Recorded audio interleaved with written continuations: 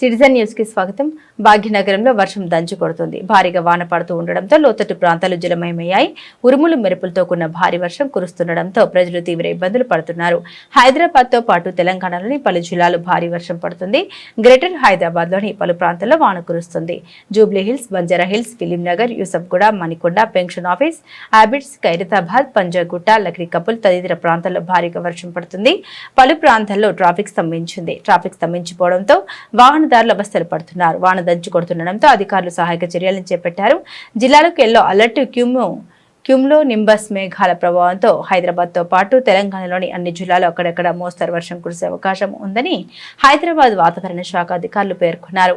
ఈ రోజు తెలంగాణలోని అన్ని జిల్లాల్లో అక్కడక్కడ మోస్తరు వర్షం కురిసే అవకాశం ఉందని తెలిపారు. ఈ రోజు తెలంగాణలోని అన్ని జిల్లాలకు ఎల్లో అలర్ట్ ప్రకటించారు.